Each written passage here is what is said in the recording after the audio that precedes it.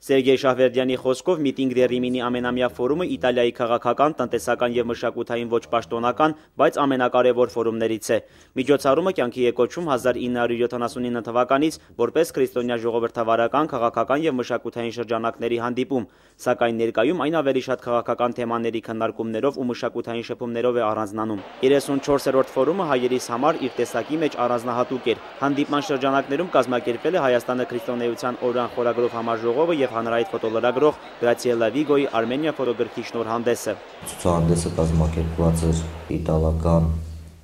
մի շարք հայտնի գործիչների կողմից, որոնք թվում են Անտոնիա Արսլանը, հայկական ծագումով իտալացի գրող, մեզ բոլորիս հայտնի Արտուտների ագարակը գրքի հեղինակը, Գրիզելա Վիգոն, պրոֆեսիոնալ լրագրող, ֆոտոլրագրող, որը անցած տարի այցելել է Ղարաբաղ եւ մի շարք լուսանկարներ էր արել։ Միջոցառմանը մասնակցում էին բացի զուտ շահագրգռված հետաքրքրվող անձանց, նաեւ շատ հայտնի հրապարակային հասարակական գործիչներ Իտալիայի, որը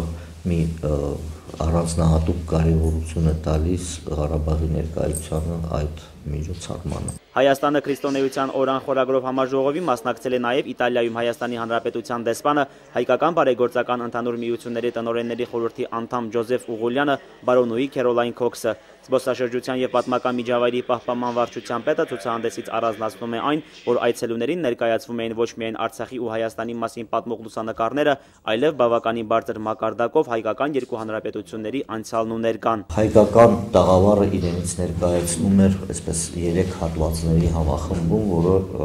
շատ յուրահատուկ ձևի ներկայացնում էր Հայաստանը, առանձնաբար Ղարաբաղը եւ առանձնաբար Վենետիկի Սուրբ Ղազար կղզին, որպես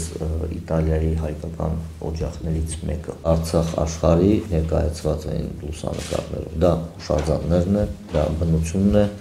եւ ինչը մեծ յուրահատկություն էր տալիս լուսանկարչական ցուցահանդեսին, դա մարդիկն էին։ Նաեւ ներկայացված էր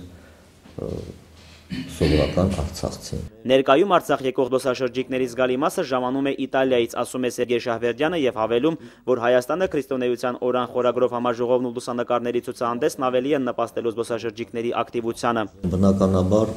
ցուցահանդեսի ազդեցությունը Ղարաբաղ այցելությունների քանակի վրա դրական է լինելու։ Շատ դրական հող է ստեղծել նաև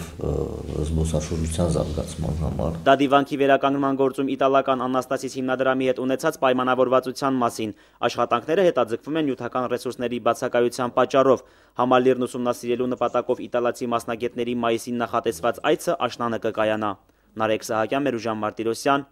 օր։